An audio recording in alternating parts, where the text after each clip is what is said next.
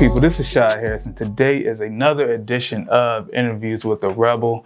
So today I have entrepreneur, creative, braiding extraordinaire. Would you consider yourself a hairstylist?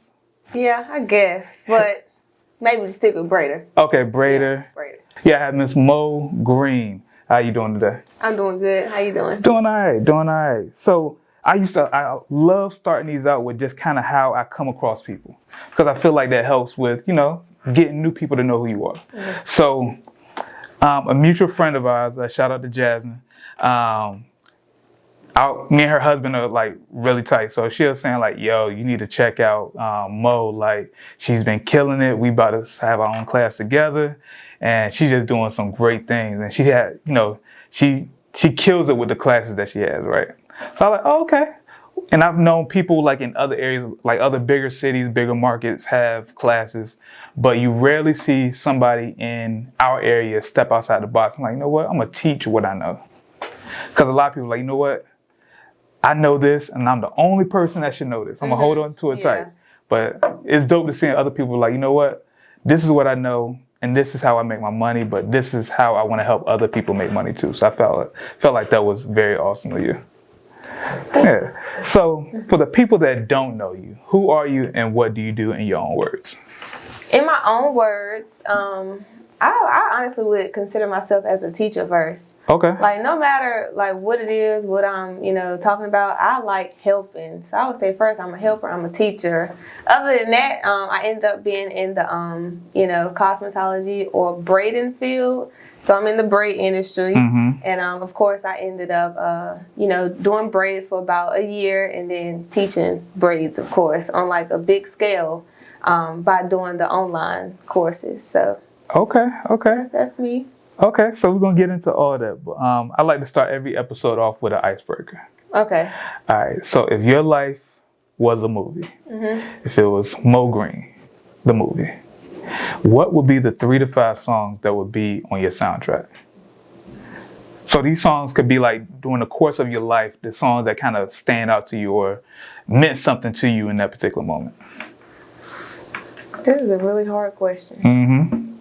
I probably should have told you this beforehand, but I like to catch people off guard. So. Okay. I say, honestly, for me, first and foremost, the biggest song for me is honestly God. Mm-hmm. God plays the biggest role in my life. Mm-hmm. Like, it would be no song without him. Right. Other than that,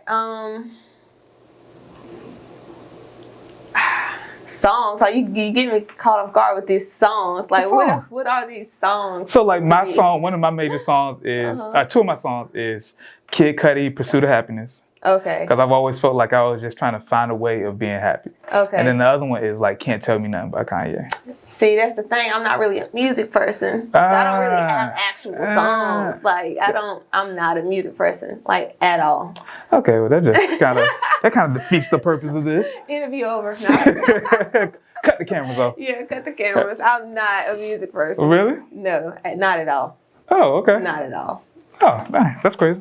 Yeah. All right, so anywho, I'm big into like origin stories. So what are the moments in your life that kind of led you to who you are today? Moments in my life. Like, how did you get started? Or actually, what were you doing before you started braiding? Before I started braiding, well, I'm from Martinsville, Virginia, which is a really, really small country town out from 757, about 4 hours. Went to school there, regular, mm-hmm. Then I came to ODU. That's how I ended up in 757. Okay. And I was just a regular college kid. Mm-hmm. So I went to college for accounting and finance. And right before braiding, I ended up working at this accounting place. So mm-hmm. I was just in accounting. How'd you like that? I didn't like it at all. I kind of figured. Yeah, I didn't like it at all. Like, every day I was like itching to like get away from the desk, like thinking of like a master plan how to quit this job. So that was it. I worked that job for like 7 hours until it's not 7 hours, sorry. 7 months until I finally came up with a master plan to let go of the job. And braiding at that time was the only way out. surprisingly. So, all right, so let me ask you this. What were some of the ideas of your master plan before you got to braiding? Or was braiding like the first thing? Like, some of my ideas, I thought about doing makeup. Like, when I say I was so desperate, I don't even wear makeup myself. Like, I thought about, but I believed in myself that I could do anything I wanted to do. All I had to do is learn it. You know what I'm saying? I guess college really showed me that you can really learn anything that you want to learn. Like, I didn't think I was capable of being, an accountant, But I stuck to it. I was like, I can learn this. I'm smart. I can learn anything. So I learned it, and accounting ended up being super easy for me, surprisingly. Yeah. So I was like, I can learn anything. So I was going to do the makeup. After that didn't work out. I literally bought so much stuff, it did not work out. I thought of doing clothing, like t-shirts. Have a line or something? Yeah, but I was going to do like a Christian brand. Okay. And thought about doing that. That didn't work out. I started doing locks. That didn't work out. Did you have locks at the time? I didn't have. So literally just cooking up stuff, writing out plans, trying to see like what would get me the fastest, income going, and it ended up being braids. Like, braids was lucrative. All right, so with the knotless braids in general, which is a certain type of braids that I do, like they changed the whole game. So I just jumped into it when these braids were like super, like the trendiest braids. Like, imagine replacing traditional box braids that you see like from back in the days in the 90s. Like, those are literally kind of being replaced by these new set of braids, and like I jumped right in on that, and it was like perfect. So as a man, I know that to me all braids look alike unless they're like locks. Yeah. So what is the difference? So the difference is that the knotless braids, they're like plaits at the base. You probably still don't know what I'm talking about. I know what plait is. They're like plaits at the base. So if you pay attention to like regular box braids, they have a really big ball at the root. So it causes like it's like more heavier. So the knotless braids are like more lightweight. They look more natural, more flat, and that's pretty much it. Okay. So how was it like just starting out in that particular braiding?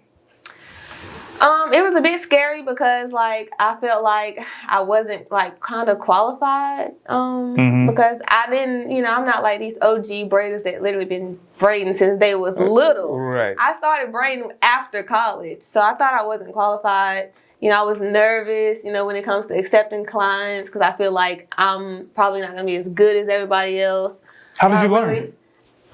That's still a mystery. I guess I'm just good at adapting. Hold on, you had to learn from somewhere though. Yeah, I did. I learned by accepting my clients, seeing like, okay, what went right, what went wrong. How can I, structure my business? But before you got clients though, like before I got clients? Yeah, how did you learn the actual technique of it? Oh, the technique of doing the braids? Yeah. Oh, well, I took some classes on traditional braids, but then I started to basically practice on my own for the knotless technique, and I was able to like get it, along with seeing videos and stuff online helped me a little bit. But it's a super easy hairstyle.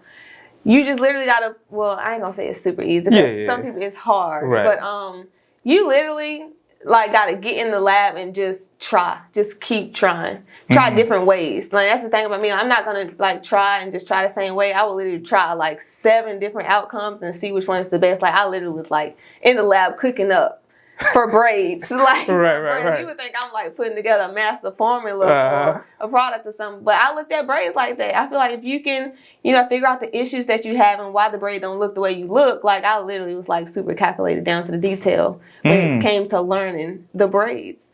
Even down to learning like the parts and stuff. Like, I taught myself pretty much how to do the bricklayer part.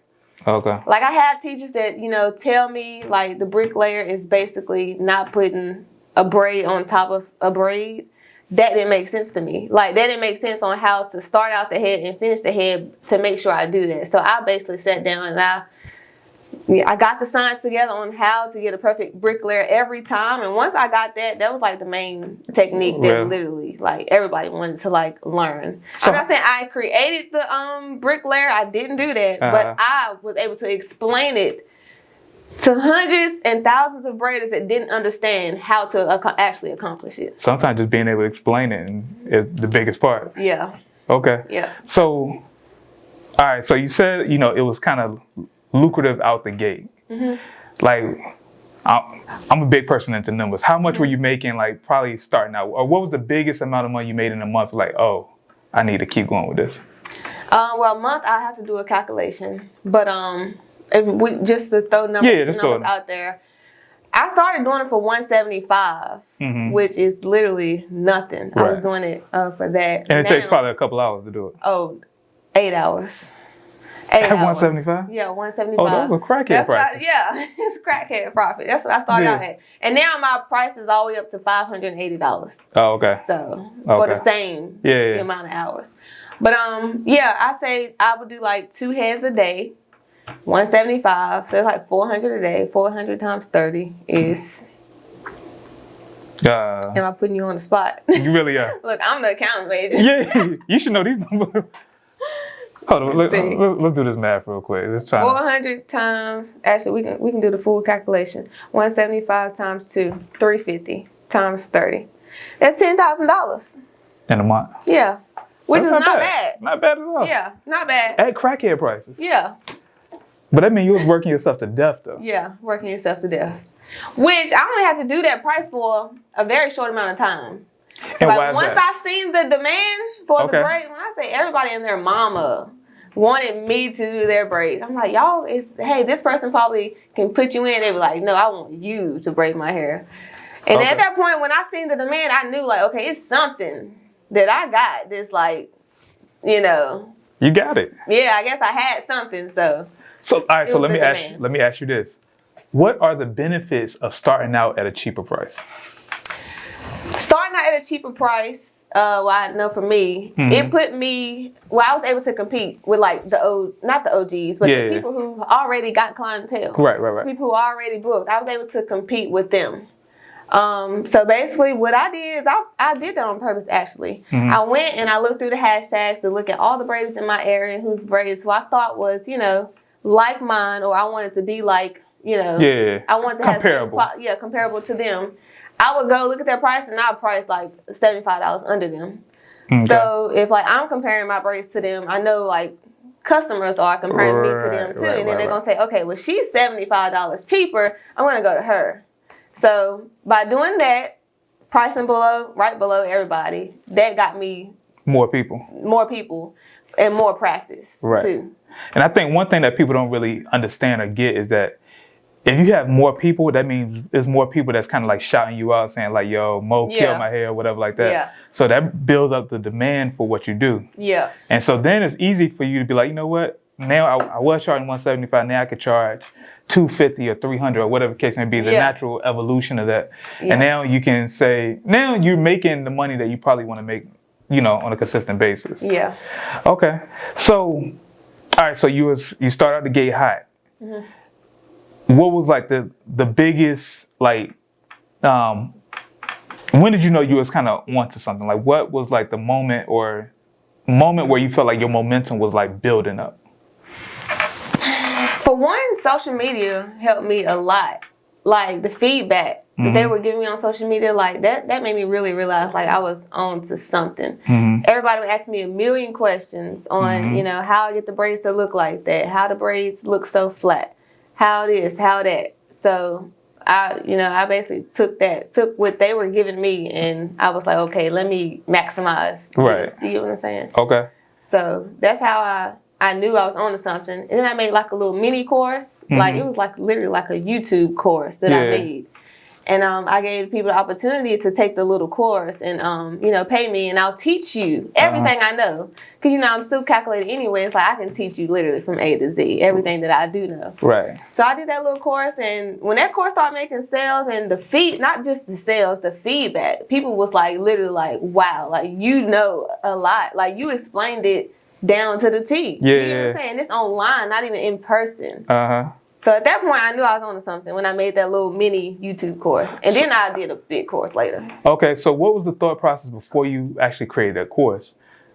Because most people will say, like, you know what, I'm making some decent money with just doing hair, like, and just stay with doing that. But what made you like, you know what, I'm making some decent money, but let me also try to, teach what I know as well?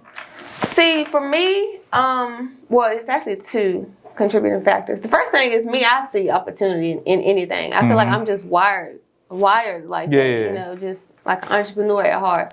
So I saw the opportunity in that. Also, working alongside braiders who are already doing like master classes, like making big bucks for one class for one day. Like I can see the value in being able to teach. Right, you know? right. So at that point, I seen, you know, that there was opportunity for me. Also, one of my colleagues was doing online classes for locks, and you know, she was telling me, giving me some tips on like how like that's the move. Like she showed me basically the opportunity for that. And I didn't see anybody doing the online classes like on that level for braids. Okay. So I was like, as far as I know, I was like the first one to do like an online platform course for braids. Okay. So I seen that opportunity and I was like, okay, I gotta jump on this. Right. Considering the feedback I was already getting from the little mini course. Okay. So all right, so you did your mini course, and then how long after that did you put together like your larger course? It was probably like 4 months. Okay. Yeah, probably like 4 months. So what were some of the struggles that you might have had with kind of putting together that major course? Honestly, I didn't really feel like I had a lot of struggles because I'm already a teacher at heart. So putting together outline, all of that's super easy. Transitioning to like a platform, I wouldn't say it was hard for me, but some stuff I didn't know. Like I had to get my friends to make my landing page and stuff like that. But other than that, like I'm pretty good with information systems anyway because I'm an account major. So pretty good with information systems, and also I'm good with editing and all of that stuff already. I'm good with teaching. I can put an outline together, a curriculum together in no time. I wouldn't really say there was no struggles. When I say it, I literally feel like I just breezed straight past, like through it. Like I felt like it was just meant to be. So it's so crazy. I feel like it's meant to be. Like everything, like before this, like adds up to what I'm doing now. Like when I used to tutor in college, like it's adding up. Like when I thought I was going to become a YouTuber in college, like I learned how to edit videos and stuff. Like now I'm editing the videos for the course. I'm an accountant major. Like I'm so calculated. Like, and I know, you know, I'm pretty good with online systems and stuff. You know, trying to make the system do what you want it to do and stuff. I'm pretty good with that stuff too. So I feel like everything's starting to work together. Yeah, everything. It's like a big circle. So. Okay. So all right. So you able to kind of get everything right with your larger course. Once again, roughly about how much did you pull in for that first course? For the first course? I don't really not to be pocket watching, but you know. I really don't really like to talk numbers like that, but it did well over the threshold of 6 figures. Okay. Maybe double that. Okay. And maybe quadruple that in the first year. In the first year. Well over the threshold of 6 figures. Okay. So how were you actually marketing that? Or was that people that already just knew you? So what was your way of kind of putting it out there? So my Instagram was growing so fast. And I guess the marketing helped me a lot to get the attention that I needed before even launching the class. Like my Instagram was just growing organically, just from people, you know, liking to look at my work. People, you know, would, you know, try to see what I'm doing so they can implement, you know, the techniques or whatever. Were you actually posting like photos or videos of how you actually doing stuff, or?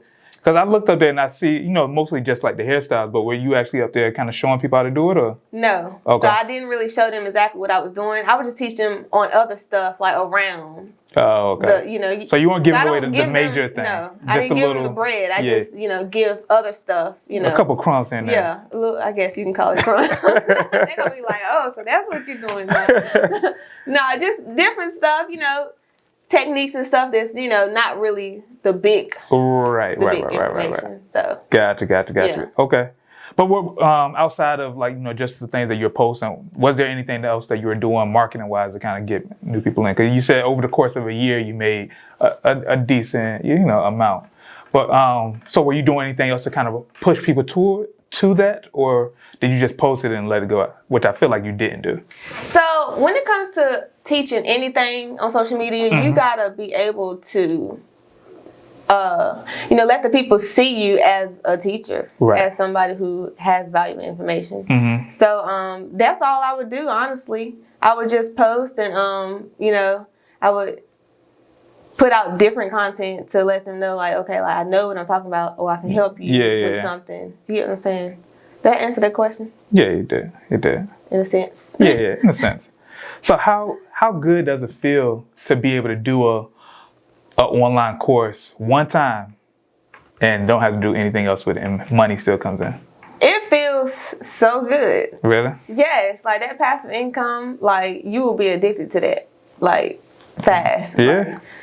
Yeah, you literally go to sleep. I remember like when I first would like launch little sales and stuff, like I'd go to sleep, wake up, I got an extra 20K like overnight for one sale. Like it's just that's addicting. It feels good. I can see that being very addictive. It's very addictive. Like that's crazy. It feels amazing. It changed everything. Really? Yeah, it changed a lot. It did. Okay. So I know off camera we was talking about how you don't do hair anymore. Mm-hmm. So what was the moment where you were like, you know what? Having these clients and doing hair, I ain't really trying to do that no more. See, and it's not even the fact of not really wanting to not braid. Like I was still braided for a long time. Mm-hmm. Honestly, when COVID hit, I was like, okay, that was really like my mark to just, because it was getting so complicated. You had to make sure everybody wore a mask. Right. Just it was chaotic. Yeah. So I was Were you braiding out of a salon or? No, actually, I was braiding at home. Oh, really? My whole career, I've braided at home. I braided in the salon probably like out of my whole career 2 weeks. Oh, really? Yeah, I braided at home. Why 2 weeks? I mean, at one point in time, I was like in between, like trying to see if I wanted to do a suite or a salon. So I went and I booked like, a couple weeks with this one girl. Gotcha. And like now, I decided to just take some clients to record some lessons. So I'm in the suite right now, but only for like literally like 2 weeks. Oh, okay, gotcha. Other than that, my whole career I braided at home, which is the crazy part. Like I got premium prices. Yeah. But I'm at home. But it's like it's a calculation to all of that. Like you can't just be at home, your kids running around and stuff. Yeah. And, I don't got kids, but you know what I'm saying? Like, you gotta set the environment. You gotta still have everything like professional. Everything from the time they walk through. You can't have people sitting on the floor while y'all watching TV. Yeah, exactly. So you can do it from home. You just gotta know how, like what steps and what things to implement to keep it professional. Gotcha. Okay, so what were some of the my original question was, what made you decide to kind of switch it up and like, you know what, I'm gonna just kind of go full time with just the courses? Okay, so when COVID hit, that was the one. Mm-hmm. That was the main thing. Everybody was like stopping, like everybody was canceling their appointments left and right because anybody want to be liable for giving somebody COVID. Right. So a lot of breaks and stuff was like just taking the breaks. Once I took the break, I feel like I could focus a little bit more on myself, focus on my personal, growth as a person. Mm-hmm. So I kind of became addicted to that, just trying to, not really maximize and make the most money I can, but just focus on like myself, I think COVID allowed people to just kind of take some time off, like, you know what, all the stuff I was doing, I'm gonna just chill for a minute. Yeah. Because we don't know what was happening at that time. Like, we felt like the world was ending. Like, I'm gonna just chill for a minute. Yeah. So I was able to focus on, that and things bigger than me, bigger purposes than just, making more money. Right. On top of that. So. Okay. So at that moment, you're just like, you know what? I'm gonna just kind of just start focusing on these courses and just kind of just living off that. Yeah, I definitely started to value my time a lot. Right. Yeah, during COVID. Okay. All right, so I feel like we're fully up to date on who you are and what you do. So I feel like now it's time to like give a little game. Okay. All right, so I'm trying to figure where should we start at? Marketing a course. Matter of fact, how much were you selling the courses? How much are your courses? My courses all right now are under like $200. Okay. My main course that make the most sales, which is my Knotless course, is at $150 right now. Mm-hmm. And it's on sale actually. It's been on sale for months. Really? Yeah. What's the original price? Original price is $279. Oh, okay. Okay. And like my thing is like, I really be playing that supply and demand thing, even though it's not like the supply is always there. But right. You get what I'm saying? Like the cheaper the price, like the more people. And it's like I'm not doing anything extra to bring to have more people take the class. So why not? It's passive income. And I also like the fact of being able to help people and give them so much valuable information for just $150. Yeah. So because it's like most knotless braids, like you getting at least like $250 for one client. So if you can learn all this valuable stuff with less than the amount it takes you to earn it back with one client, that makes me feel good. So okay. That's what my all right. So when you're putting together a course, what are some things that you feel like people don't realize that you need for this? I feel like after watching this, a lot of people want to say, at least have the idea of like, maybe I should start a course about whatever I do. So what's the platform that you use for your courses? I use Thinkific. So Teachable is another one. I'm thinking about transitioning to that, but the one I use now is called Thinkific. Okay. What's the benefits of that course that you like? I feel like all of them was kind of the same, but the only reason why I did go with Thinkific is because my colleague who was doing a lot of courses before me, they kind of put me on game with this. She was using that, so I wanted to use what she used. Right. So but it's like super nice. Like you go in, you put your course in there. You can set up questions for each lesson. Like you can go in and answer your students' questions. It's like it's amazing. Like if they get locked out of their account, they just hit forget password, and then it's like the whole system is already set up. Pre-made to set up. And set up for you. Okay. So when marketing the courses, what are some things that you're doing to kind of get eyes on it, or is it already just eyes on it in general? Yeah, so because before I started doing the classes, my Instagram was just growing organically, just because people like to look at the braids and stuff. Yeah, I see that you're like at 80,000 followers. Yeah, which is crazy. I would be at a lot more now. I kind of slacked off a little bit on marketing. Being that I do Facebook ads, but that's a different story. But I would say as far as marketing the course, social media definitely helped me a lot. I guess I kind of already had the eyes. I probably already had the eyes and stuff. And other than that, like I said, you gotta, like, you can't just be posting like stuff geared towards getting people to book you. Like, because people don't really care about that. You know what I'm saying? Like, you gotta know who your target market is. Right, you gotta give a little value, then people wanna kind of always be on your page. Always be on your page. Like, you gotta give them a reason to be like, okay, she knows what she's talking about. Like, she got some stuff to teach. Right. And you can't just do that if all your posts are saying, I got a spot open Thursday, come book with me. You get what I'm saying? Right. You really gotta change that, change up your target market from clients, regular people, to like other braiders. Yeah. Okay. All right, so let's talk about the content for your courses real quick. Okay.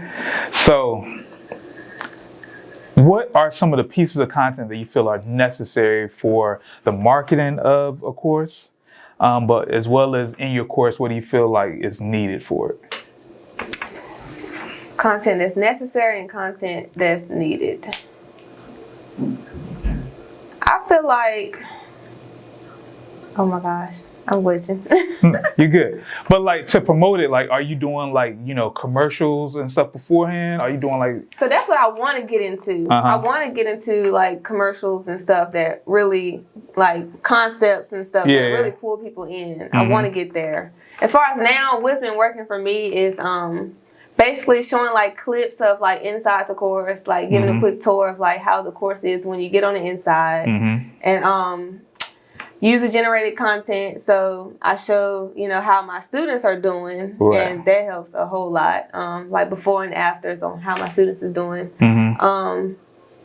But yeah, I feel like that might be like your major thing, just because I realize that a lot of people understand like a lot of things that we do, especially if you're a service-based business, is showing the results of the work that you put in. Yes. Like, to me, that's like the major thing with anything. Like, if you can't give a result, then there's no reason for me to buy from you, because the people that work under you already are not winning. That's definitely the big one. Is the results. Because I know if I'm going to buy a class or anybody, like, I want to be able to at least go to a highlight and see like how all your students are doing. You get what Right.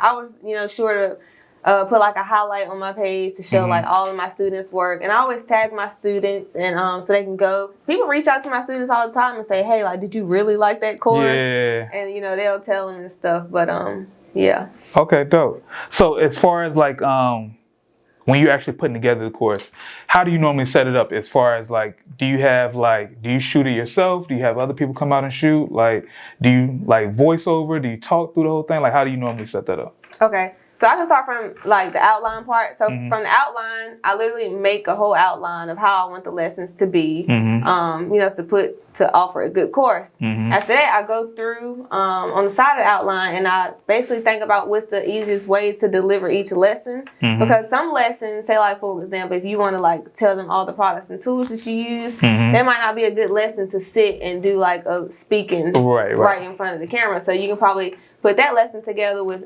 rubrics or graphics and stuff like that.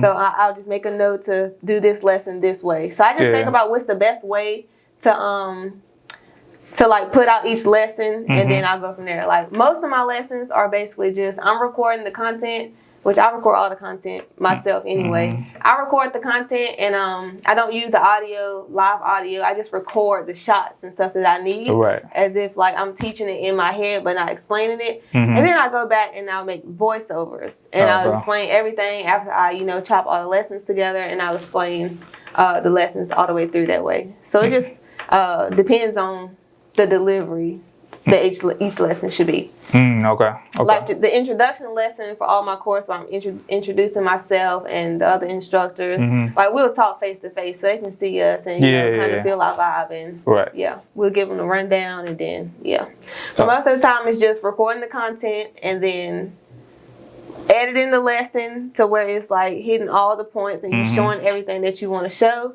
and then you go back and you do an audio. Okay. How long does it normally take you to kind of put everything together?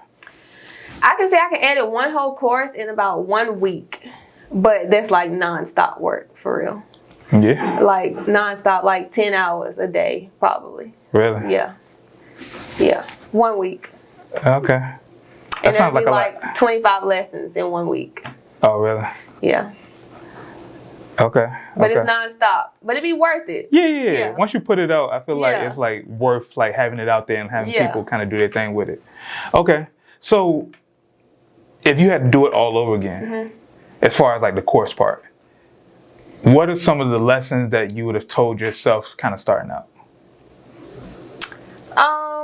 The biggest thing I would have told myself is to really take advantage of the marketing part, the concepts of the course. Like think about that before you put the course together. Yeah. So you can know when to jump in and get, certain content and stuff to market the class after the fact. Instead of just putting the whole class together, not thinking about how you're going to market it. And then you like scrambling to find content and ways to market the course. Yeah. So I would say before you even, record the course, really dive in deep, invest into your photography, your photo shoot, like a content process for, the course while you got all the models and stuff there.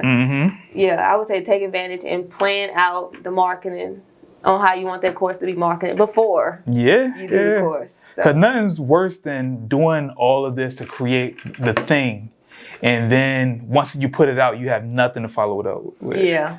Like I tell people, like if your marketing for your promo ends the day that it drops, then you already lost. Yeah. Because I know people who put out music and all they have is like the cover for it. They don't have any videos, they don't have any photos. All they have is the cover, and they just keep pushing that out, keep putting that out like every week. And I'm like, you already lost, my brother. Like, you got to do something else. Like, that is a big one. Yeah. You got to keep promoting. And that was one thing about me that helped with the course is being that I already kind of knew social media when I started. I had a lot of eyes on me. I would post constantly. After that course dropped, almost every post was about my course. Right. Even if I didn't say it directly, like, I'm going to say it. Like, make sure you sign up for the course. Like, here goes some free information, but get that course up. Or I just say, like, I mentioned this in the course, or you get what I'm saying? Like, I would, throw the course out there, like, all the time. Like, you don't want to stop marketing. Yeah, true. Okay, so before we wrap this up, I got two things I want to do.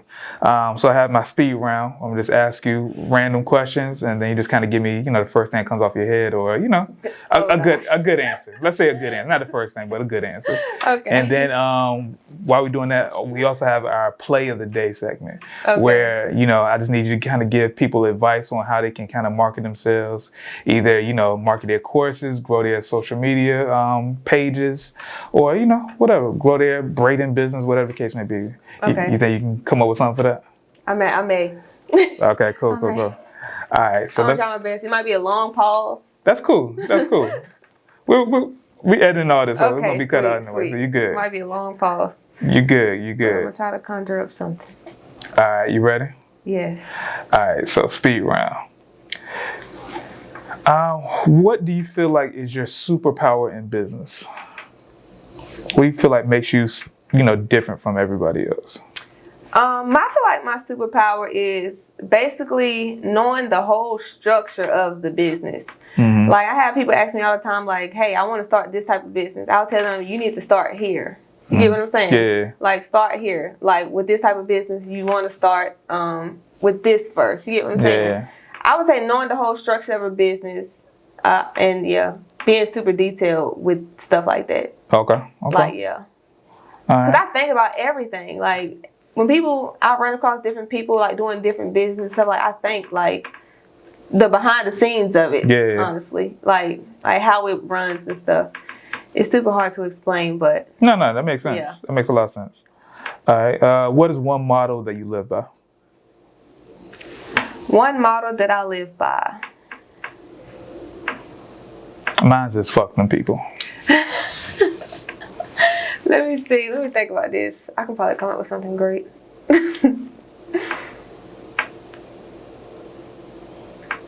Oh no, I guess I don't really have mottos, but I'm gonna think of something. All right, we'll come back to that one. Okay. All right. What do you like to spend your money on? I honestly give a lot of my money to charity. Really? Yeah. I give a lot of my money to charity. Sometimes, I love thrift shopping, so I'll thrift. That's pretty much it. Real? Yeah. Pretty basic. Pretty basic. Okay. All right. What has been your biggest leap of faith moment in your career thus far? The biggest leap of moment was quitting my job. Mm-hmm. Yeah. Like, that was like, oof. It was quitting my job, even though everything seemed so right. It just seemed like a big leap of faith. Like, cause I'm out here, like, I'm not in the work field no more. Yeah. People gonna be wondering, like, why you quit your job? If I try to get back into the work field, they're gonna be like, why you quit your job? You know what I'm saying? Yeah. So. Okay. Yeah, quitting my job.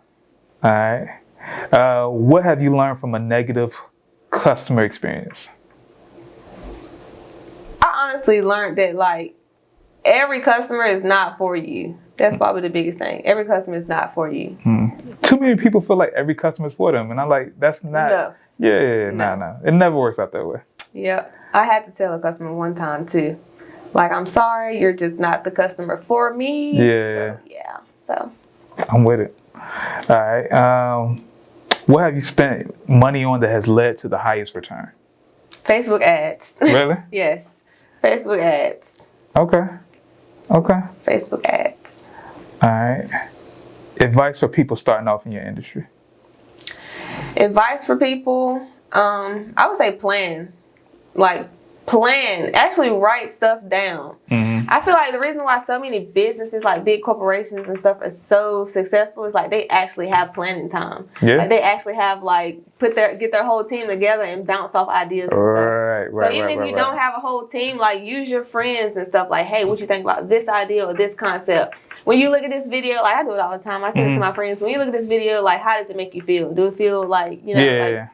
So I would say actually planning stuff out and, like, bouncing your ideas off people. Okay. But definitely the planning. Gotcha. Well, actually write stuff down. Like, people just, don't like to plan, like, write stuff out. Yeah. But, writing stuff out will get your ideas all together. Okay. And last one. What do you ultimately want to be known for? Like, what would stroke your ego? Like, you know what? I accomplished this. That's really a hard one. Because it's two sides. Tell me both. Okay. Honestly, the main thing is I just want to be known for being a good person. Yeah. Being a helper, really. Right. Just being a good person, being somebody that helps, honestly. Mm-hmm. To put other people before myself, really. That's the main thing. Then like the braid world, I want to literally take out the whole industry and be like the top teacher in the braid industry. I want to be known for being able to teach anything. Yeah. Yeah. All right, cool. Well, I definitely appreciate you coming by and taking the time to just sit down with me. I feel like I've been trying to, we've been talking back and forth for a little minute. So it's good to kind of, get you in here and kind of just get some game for people who want to, either get into braiding, build up a following, build up, their own courses, whatever the case may be. So thank you again. Thank you. Thanks for having me. No problem. And so you guys, if you haven't done so already, make sure you follow Moe at ordinary.her. Pay for a class. If you're into braiding, take a class, Hey. It's at $150 right now, so, you got to make sure you do that. You ask us questions, you send us videos, we answer all your questions, we will help you. Everything. You ain't going to get that nowhere else. Yeah, you ain't going to get that nowhere else. That's not online. You could be in Florida. You could be all over the state. Right. So go ahead and take advantage of that. Yeah. So definitely follow her. Make sure you subscribe to whatever she has going on, and make sure you follow me if you haven't done so already at Shot Hairs. And pretty much that's all I got. So you guys stay safe, stay running free, but keep creating, keep shooting, and you guys have a good one. All right, bad.